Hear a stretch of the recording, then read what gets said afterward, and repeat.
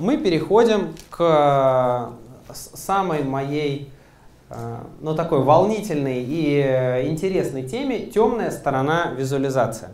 То есть мы будем говорить о том, в чем разница между объективной картиной и субъективной, как нам донести определенный вывод и сделать, чтобы приняли решение за счет визуализации, или наоборот, как нам сделать так, чтобы человек анализировал данные и сделал вывод этот сам. Это важно? Ну вот, пример, да? Все же в Инстаграме умеют стоять на голове, путешествуют и так далее, да? Вот я стою, занимаюсь йогой, стою на голове. Или вот я съездил в Дубай, отдохнул. Да, или вот, ну тут будет много таких политических примеров, но тем не менее, если мы просто кадрируем фотографию, в одном случае мы видим, что человека помогает, в другом случае ему угрожает, да, а на самом деле картинка-то полная, она немножко другая. То есть, что я хочу сказать, что всегда есть исходные сырые данные, с которыми мы чаще всего работаем, или нам, может, придется работать. Но то, что мы визуализируем, это будет лишь отпечатком этих данных, правдой.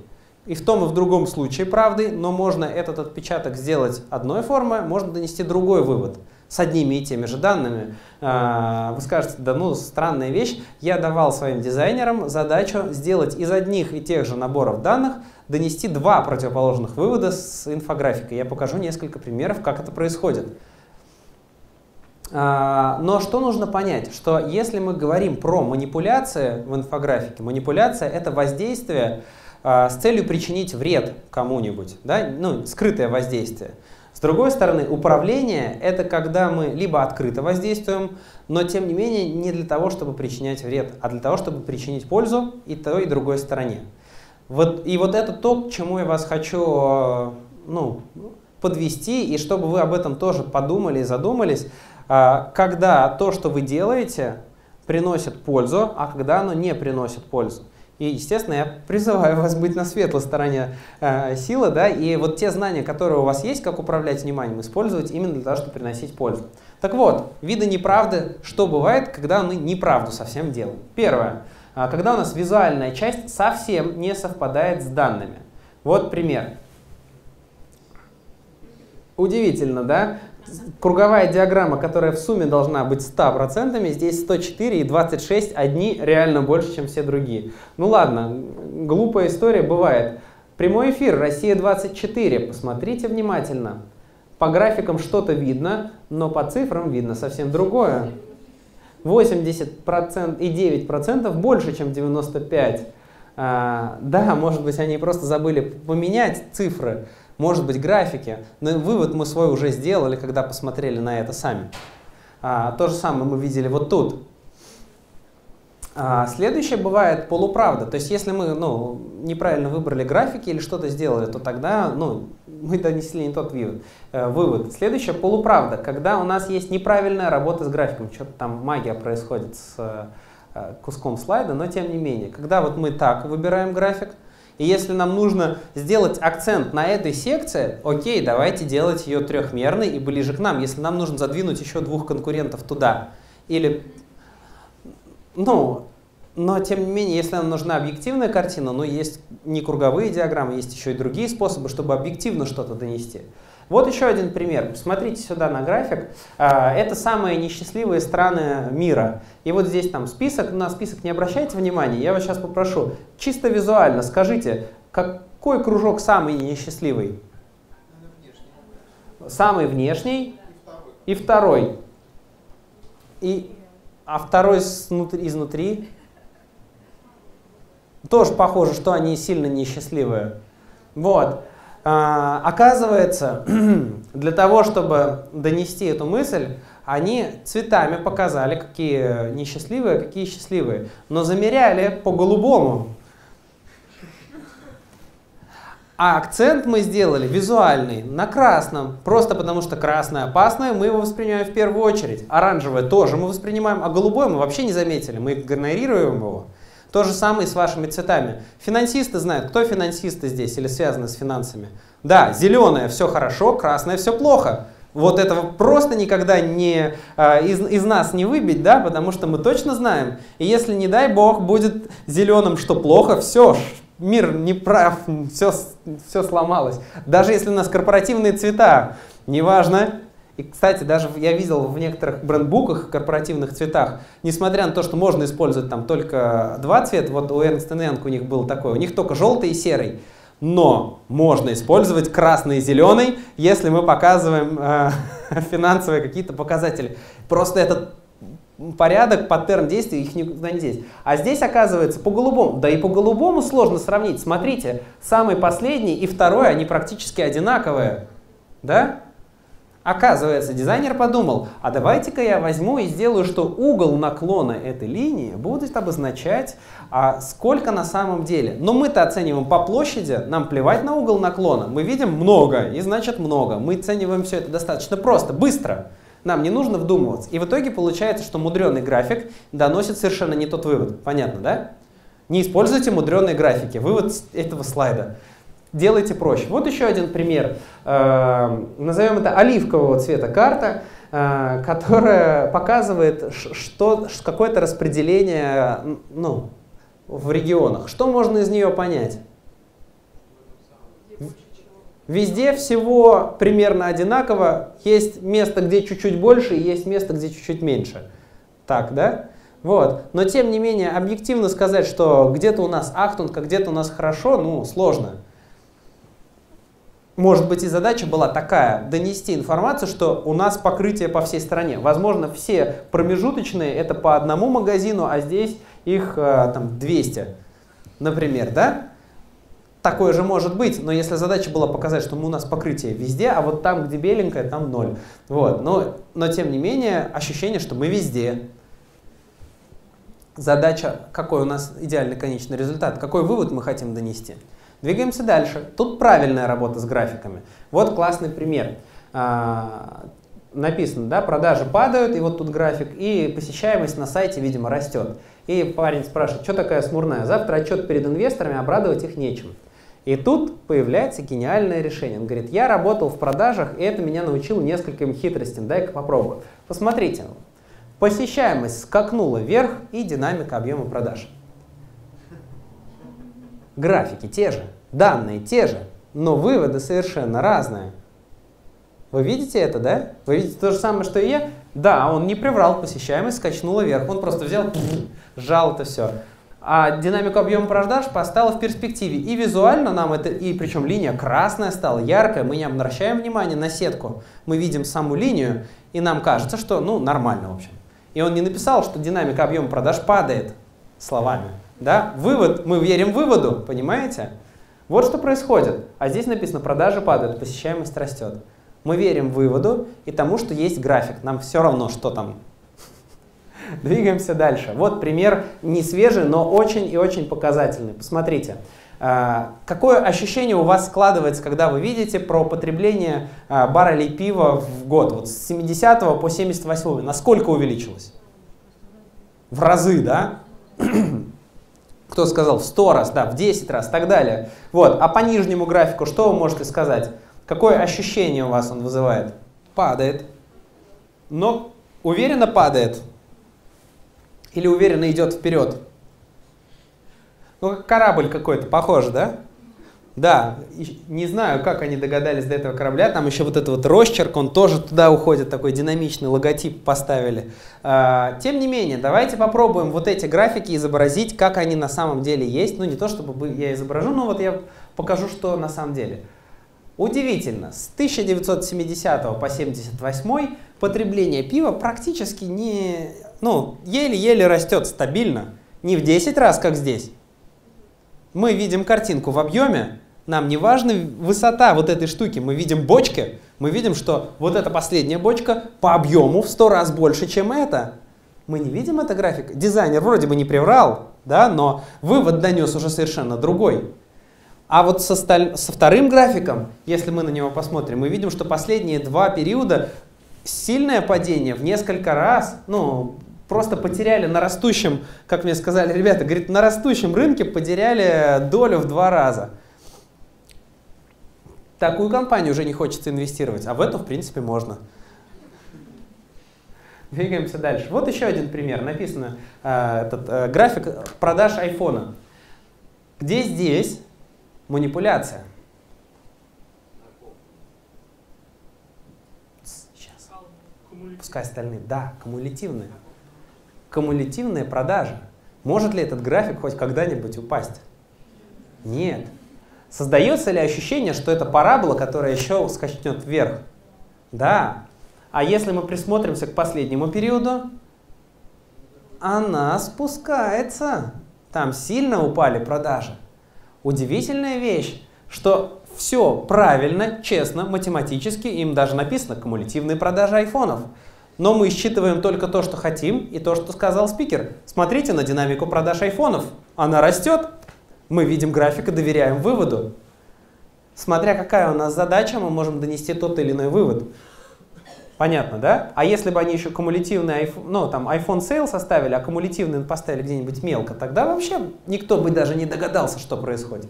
Вот. Тут даже цифр нету. Зачем им цифры? Достаточно график показать, смотря какой вывод мы хотим донести до аудитории. Следующее, чем мы можем управлять, это масштаб. Вот, пожалуйста, да, количество бардака на проекте. Без проект-менеджера, с грамотным проект-менеджером. Очевидна разница в 4 раза, хотя и там бардака в конце 100%.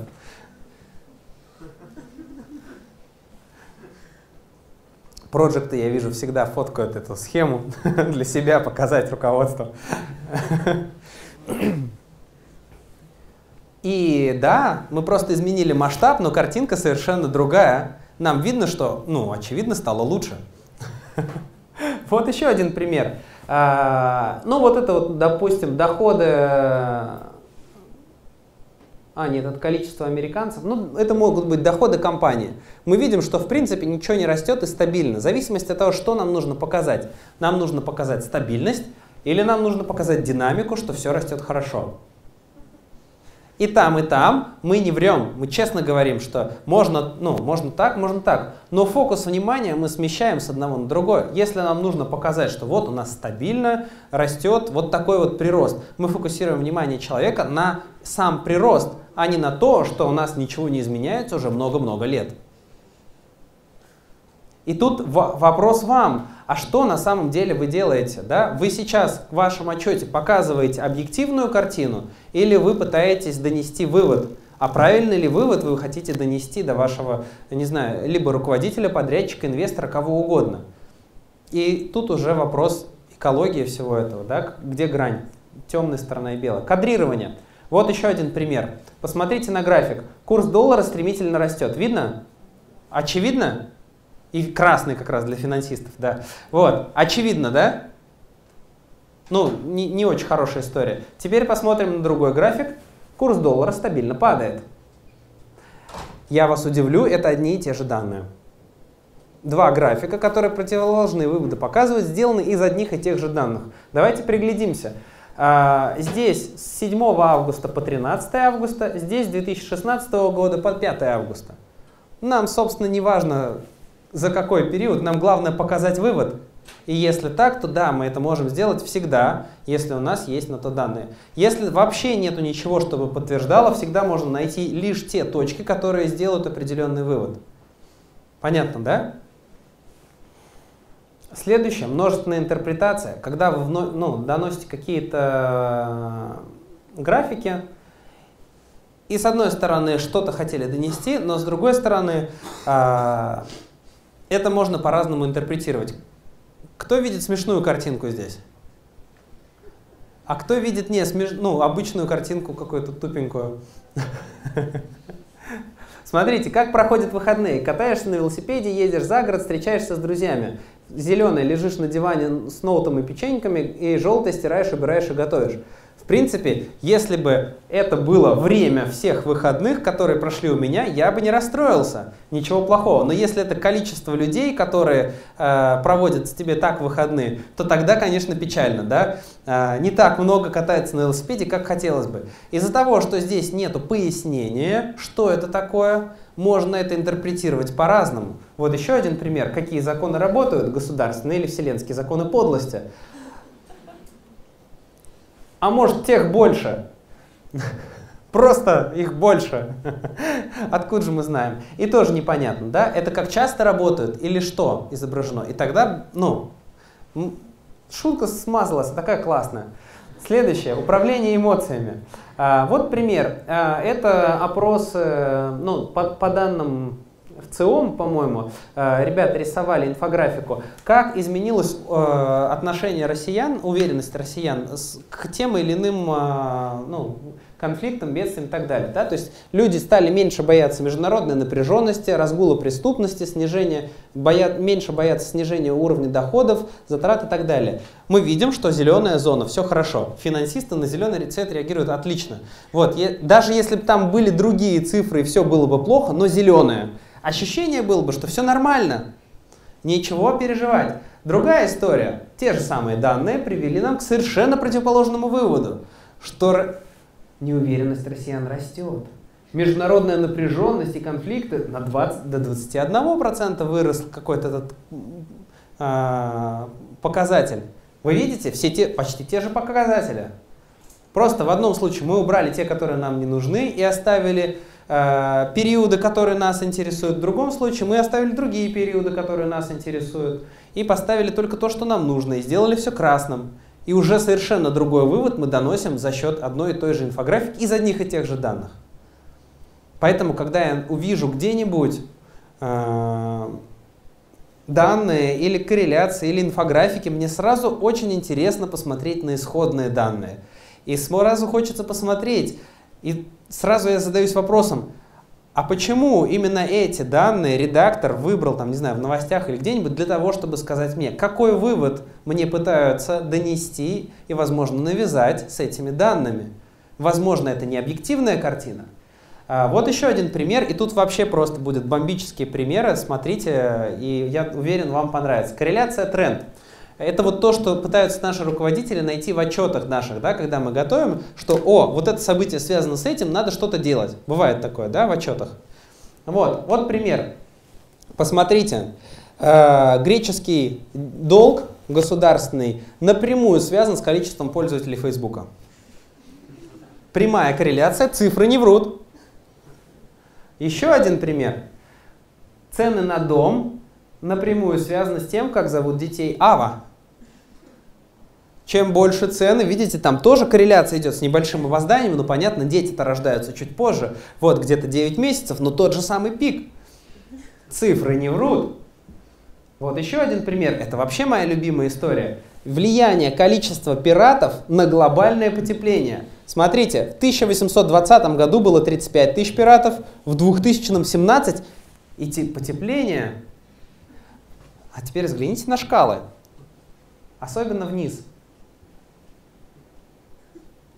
Вас не смущает, что 45 тысяч идет после 35 тысяч, а потом 20? Но вначале-то нам было все равно, график, очевидно же. Да тут вообще какая-то ерунда. Но просто за счет того, что это имеет форму графика, мы начинаем это связывать как последовательность. И даже не задумываемся над этими моментами. К вопросу о том, как делать дипломные работы по поводу и как их оформлять, да неважно, графики ставьте. И все будет понятно. Вот еще один пример. Вот это очень классный пример. Он прям политический. И скажите, в чем здесь подвох?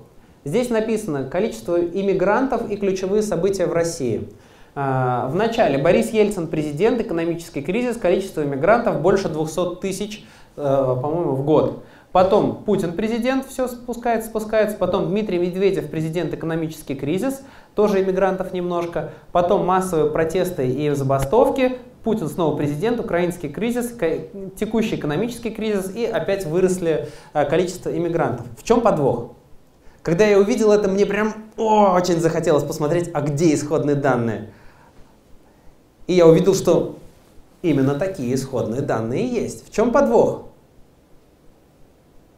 Какой вывод здесь вам пытаются навязать? А? Да, что народ начал уезжать из страны. Очевидный вывод? Прям вообще очевидный. В чем подвох тогда? Из какой страны? Из России. Нет, то есть это количество людей, которые выезжают из России, уезжают. То есть прям очевидно, да, события, и люди уезжают.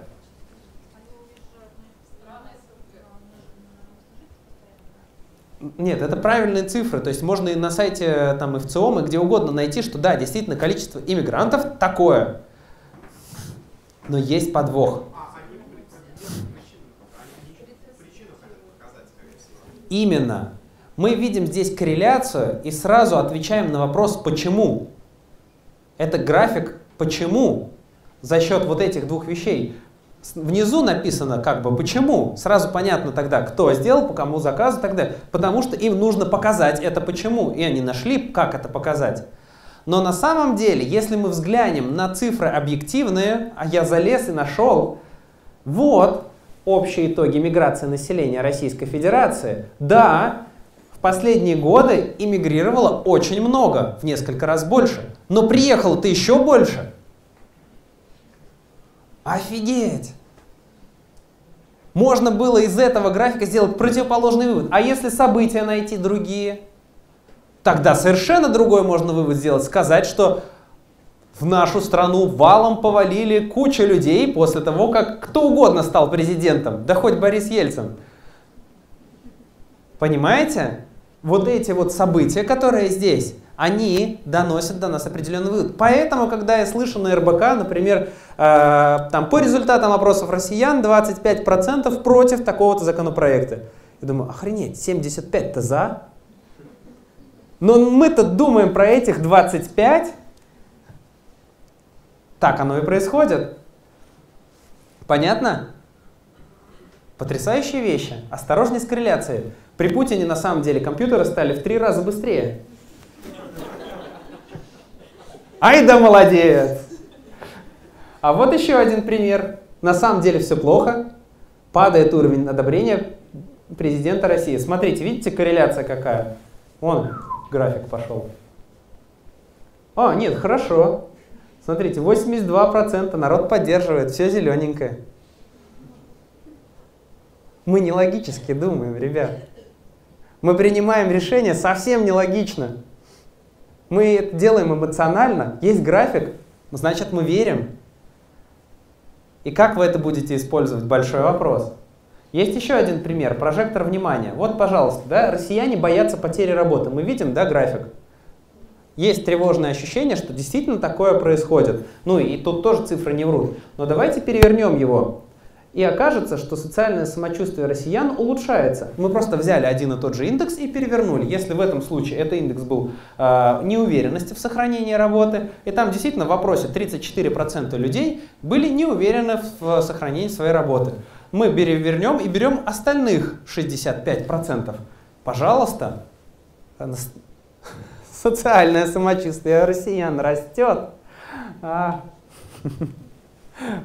Как вы будете после этого делать графики, я даже не представляю. Итак, друзья, теперь вы, как вы поняли, вы уже можете контролировать другое внимание с помощью слайдов и с помощью инфографики. И вопрос к вам, как вы этим распорядитесь, остается открытым.